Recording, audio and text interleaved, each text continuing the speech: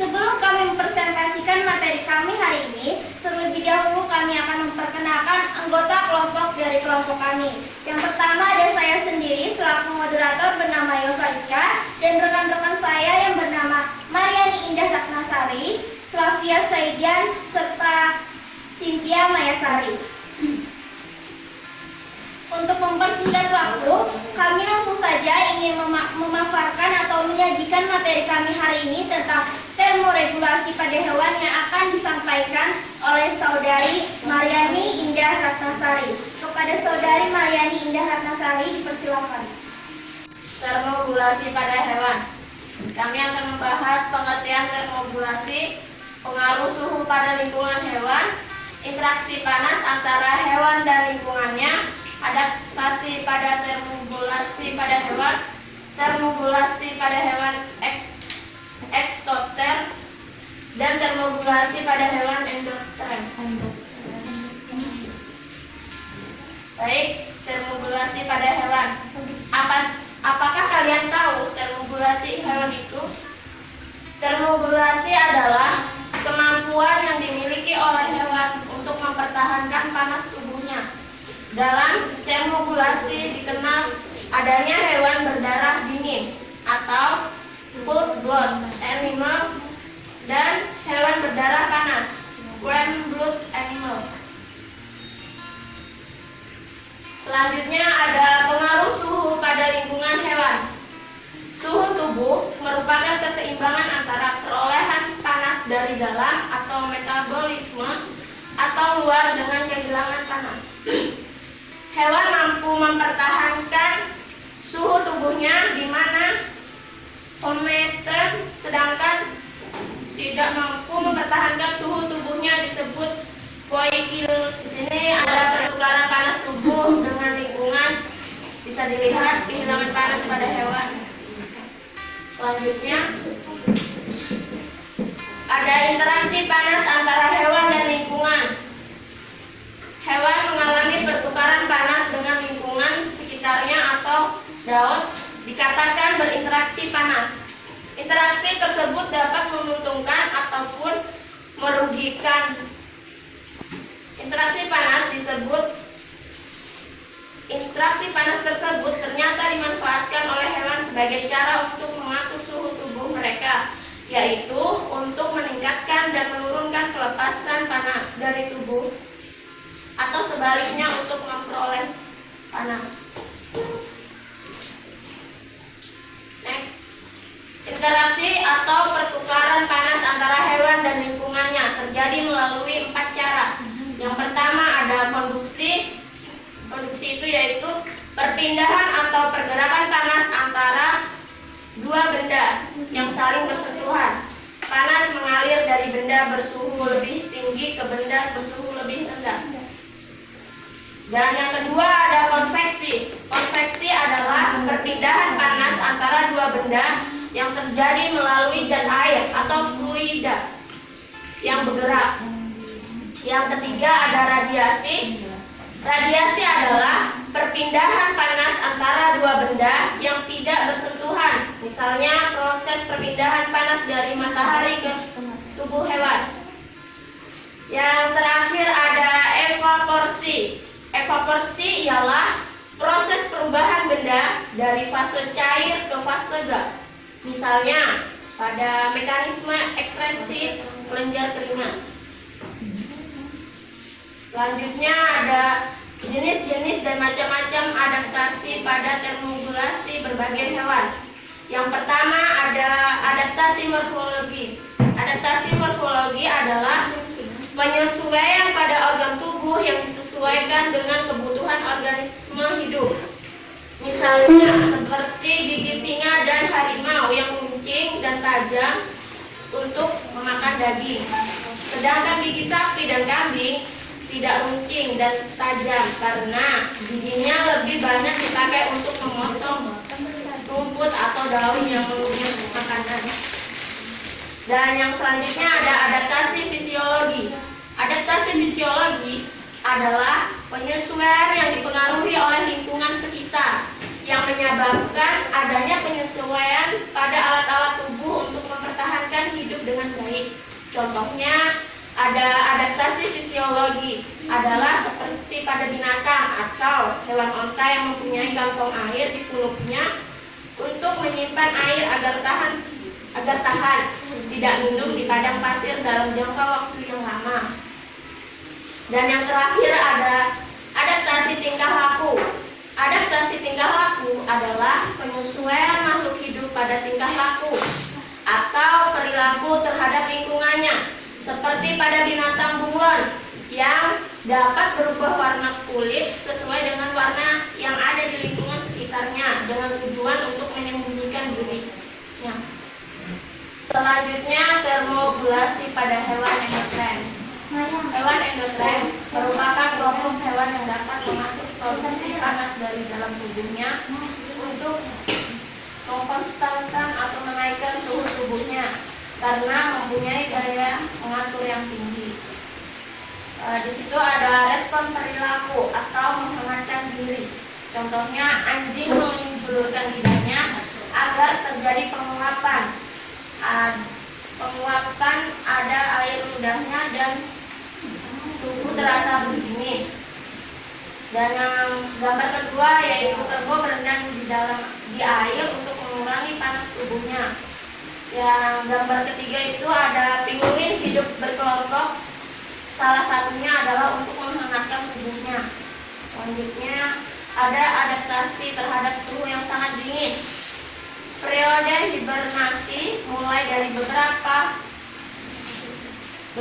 jam hingga beberapa minggu, yaitu ada meningkatkan pelepasan panas tubuh dengan meningkatkan penguapan baik melalui proses berkeringat ataupun terengah-engah. Ada adaptasi terhadap suhu sangat panas adalah dengan cara meningkatkan pelepasan panas tubuh dengan meningkatkan penguapan baik melalui proses berkeringat ataupun terengah-engah. Yaitu adalah contohnya unta. Unta adalah salah satu hewan yang menggunakan strategi hipertermik. Selanjutnya ada termogulasi pada hewan ekstotren. Hewan ekstotren adalah hewan yang sangat bergantung pada suhu di lingkungan luarnya untuk meningkatkan suhu tubuhnya karena panas yang dihasilkan dari seluruh sistem metabolismenya hanya sedikit. Contoh ikan dan amfibia. Di situ ada termogulasi pada endotren akuatik. Suhu pada lingkungan akuatik relatif stabil, sehingga hewan yang hidup di dalamnya tidak mengalami permasalahan suhu lingkungan yang rumit. Di situ ada gambar buaya. Buaya berevaporasi dengan membuka mulutnya. Dan di sini ada gambar kakak yaitu sedang bersembunyi di balik batu. Dan yang terakhir, hewan ekstotren terestrial memperoleh panas dengan cara menyerap radiasi matahari baik pada vertebrata maupun invertebrata. Ada belalang rumput dan belalang meletus. Sekian dan terima kasih presentasi dari kelompok kami. Saya kembalikan kepada moderator. Ya, terima kasih untuk saudari penyaji telah menyajikan materi kami hari ini tentang termoregulasi pada hewan. Selanjutnya kami buka sesi tanya jawab untuk kalian semua. Persilakan. Apakah ada yang ingin ditanyakan? Ya, silakan. Perkenalkan, nama saya Mafruhatul Lutfia, saya dari kelompok paru-paru. Saya ingin bertanya, bagaimanakah hewan mengalami pertukaran panas dengan lingkungan sekitar atau dapat dikatakan dengan berinteraksi panas? Terima kasih. Ya, terima kasih untuk saudari Mafruhatul Lutfia atas pertanyaannya. Selanjutnya, apakah ada yang ingin bertanya lagi? Ya, silakan. Assalamualaikum warahmatullahi wabarakatuh. Waalaikumsalam warahmatullahi wabarakatuh. Ya, terima kasih kepada moderator. Di sini saya ingin bertanya. Perkenalkan dulu, nama saya Tina Danika dari kelompok Osmoregulation. Pertanyaan saya, kenapa hewan melakukan termogulasi? Ya. Terima kasih. Terima kasih untuk Saudari Pina atas pertanyaannya. Selanjutnya, apakah ada yang ingin bertanya lagi? Silakan. Assalamualaikum warahmatullahi wabarakatuh. Waalaikumsalam warahmatullahi wabarakatuh. Terima kasih kepada moderator. Perkenalkan, nama saya Fahyatun. Saya dari kelompok pernapasan. Saya ingin bertanya, bagaimana proses termoregulasi pada annelida? Terima kasih. Terima kasih untuk Saudari Fahyatun atas pertanyaannya. Apakah ada yang ingin bertanya lagi? Saya rasa sudah cukup untuk sesi pertanyaan. Selanjutnya akan kami serahkan kepada kelompok kami yang bisa untuk menjawab. Saya akan menjawab dari pertanyaan Saudara Lutfi. Kan bertanya bagaimana hewan mengalami pertukaran panas dengan lingkungan sekitarnya, atau dapat dia dikatakan berinteraksi panas. Di sini interaksi tersebut dapat menguntungkan ataupun merugikan pada hewan tersebut. Di sini interaksi panas tersebut ternyata dimanfaatkan oleh hewan sebagai cara untuk mengatur suhu tubuh mereka, yaitu untuk meningkatkan dan menurunkan pelepasan panas dari tubuh ataupun sebaliknya untuk memperoleh panas dari tubuh hewan tersebut. Apakah dapat diterima? Ya, saya terima.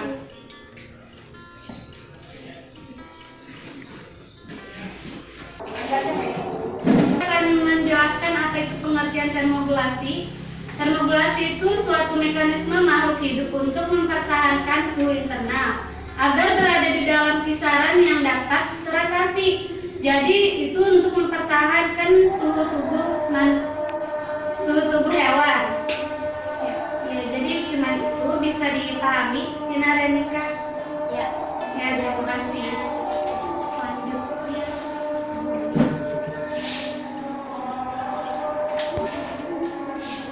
Selanjutnya, saya akan menjawab pertanyaan dari Saudari Fahyatun.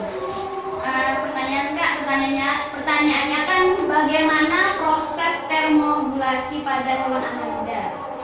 Di sini termogulasi adalah kan sudah dijelaskan termogulasi itu kan adalah suatu mekanisme makhluk hidup untuk mempertahankan suhu internal yang berada di dalam kisaran yang dapat ditoleran, yang dapat mengatasinya. Jadi binatang dapat memperoleh panas melalui proses metabolisme. Binatang juga dapat kehilangan suatu panas dalam tubuhnya melalui beberapa peristiwa. Misalnya, pertama adalah konduksi, konferensi, radiasi atau evaporasi, yaitu penguapan air, sehingga annelida tetap mendapatkan cairan berupa lendir di sekujur tubuhnya. Ya, terima kasih. Bisa dipahami? Itulah jawaban dari pertanyaan-pertanyaan kalian semua. Dan selanjutnya, apakah ada yang ingin ditanyakan lagi? Baiklah, jika tidak ada yang ingin bertanya lagi, sekian presentasi kami hari ini tentang termoregulasi pada hewan. Apabila ada